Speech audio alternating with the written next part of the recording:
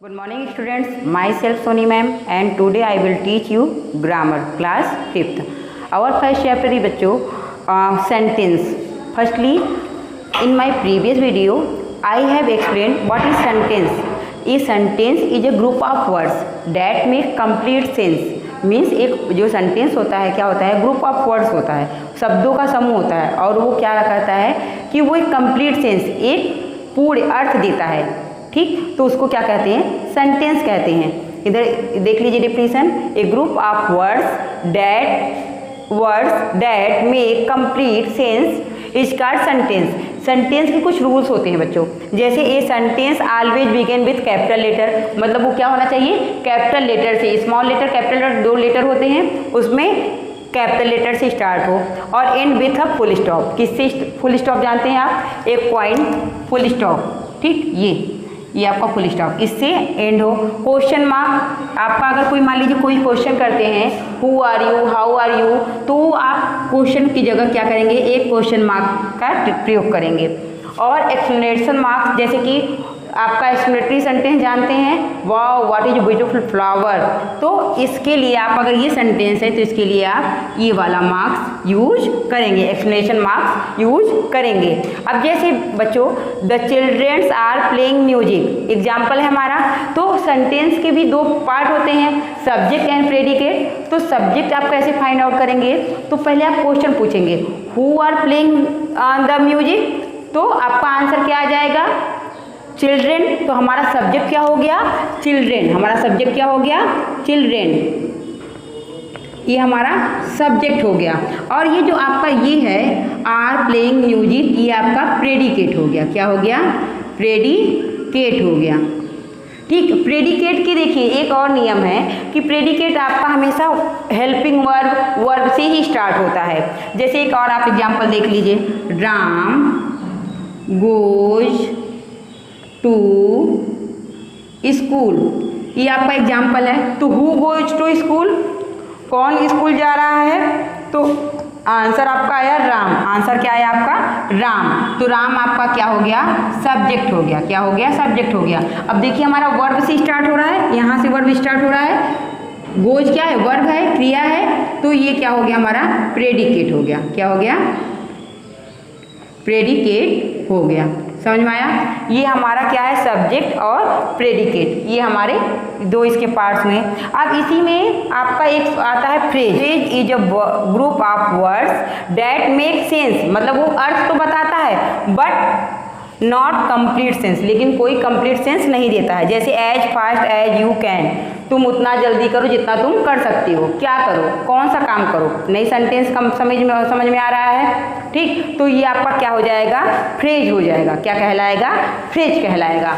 बच्चों आपको सेंटेंस और फ्रेज की डिफिनीशन याद करनी है और इसको लिखना है अपनी कॉपी में। ठीक, और आपका देखिए आपके क्वेश्चन इसमें पेपर में आपकी बुक में पेज नंबर 5 पे आपका एक क्वेश्चन दिया है, arrange the following sentence and punctuate them to the make meaningful. आपका जैसे उसमें एक सेंटेंस दिया, जैसे दिया है क्राइंग आर वाई यू, तो क्राइंग आर वाई यू ये दिया है आपका। ठीक, तो इसके लिए बच्चों क्या करना है, ये आपको इसको क्या करना है, पंचुएट करना है। पंचुएट मतलब इसको सही ढंग से लिखना है। ठीक, तो पहले आपका क्या आ जाएगा, पहले नंबर पे क्वेश्चन आ जाएगा, फिर दूसरे नंबर पे हेल्पिंग वर्ब आ जाएगा, तीसरे नंबर पे सब्जेक्ट आ जाएगा, चौथे नंबर पे आपका वर्ब आ जाएगा। तो यहाँ पहले नंबर पे वाई आर यू क्राइम, चौथे नंबर पे क्राइम, इस तरह से दिया हुआ है, क्वेश्चन मार्क रहेगा। क्वेश्चन पूछ रहा है तो यहाँ पे क्या रहेगा, क्वेश्चन मार्क रहेगा। तो इस तरह से आपका ये दिया है, आप इस एक्सरसाइज को पूरा कर लीजिएगा, इसकी दोनों की डिफिनीशन लिख लीजिएगा। ठीक, और आपका दिया है काइंड्स ऑफ सेंटेंस। तो बच्चों आपके कितने काइंड्स ऑफ सेंटेंस होते हैं, 4 होते हैं। कौन कौन से होते हैं, असर्टिव होता है जिसको हम डिक्लेरेटिव भी कहते हैं, इम्परेटिव होता है और इंट्रोगेटिव होता है और एक्सप्लेनेटरी होता है। ये 4 आपके काइंड्स होते हैं। किसके? सेंटेंस के।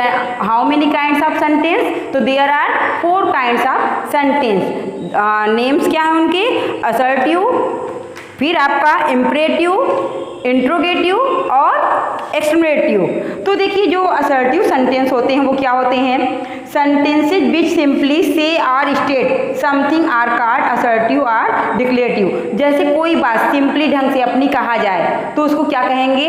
कोई स्टेटमेंट रखा जाए तो उसको असर्टिव सेंटेंस कहेंगे या फिर डिक्लेरेटिव सेंटेंस कहेंगे। देखिए इसके 2 पार्ट्स होते हैं, एक अफर्मेटिव होता है असर्टिव का, एक निगेटिव होता है, आपकी बुक में दिया नहीं है। एक अफर्मेटिव होता है, दूसरा आपका निगेटिव होता है। ठीक, जैसे कि आप इसमें कह सकते हैं I am writing a letter. Assertive का क्या सेंटेंस हो सकता है?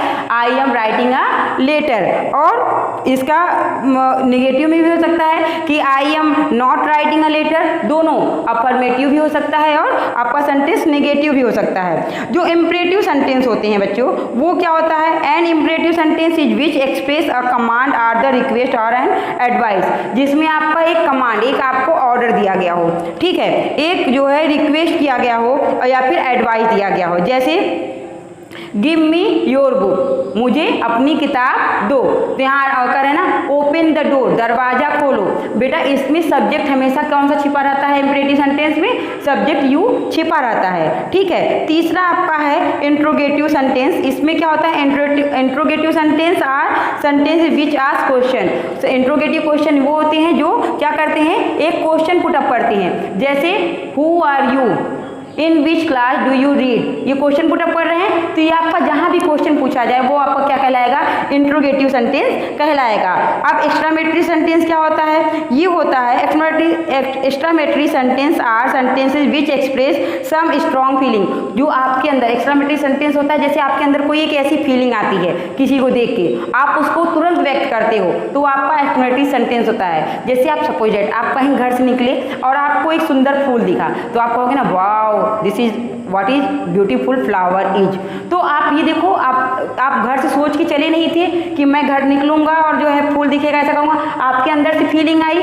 इसी तरह किसी आप पर्सन को देख लो जो कष्ट में हो और आप उसको देख के कहो सो सैड, तो आया ना फीलिंग अंदर से, तो वो क्या हुआ? एक्सक्लेमेटरी सेंटेंस हुआ, ठीक है, जिसमें एक स्ट्रॉन्ग फीलिंग आती है। जैसे what is a beautiful bright day. ठीक, ये आपका है। आपका होमवर्क रहेगा बच्चों कि आप क्या करोगे? वो जो मैंने अभी बताया है इसको पूरा करोगे और सेंटेंस और फ्रेज की डिफिनीशन लिख के और उसके काइंड्स की डिफिनीशन लिख के विथ एग्जाम्पल्स आपको दिखाना है। बच्चों आज के लिए आपका इतना ही। सेंटेंस मैंने पूरा कर दिया, मैंने उसके काइंड्स भी एक्सप्लेन कर दिया है और मैंने सेंटेंस के सब्जेक्ट और प्रेडिकेट को कैसे फाइंड आउट करते हैं वो भी मैंने क्लियर कर दिया, फ्रेज मैंने बता दिया है। अब आज इतना ही पढ़िएगा, इसको लर्न करिएगा और जो कुछ ना समझ में आए पूछिएगा। That's all, thank you.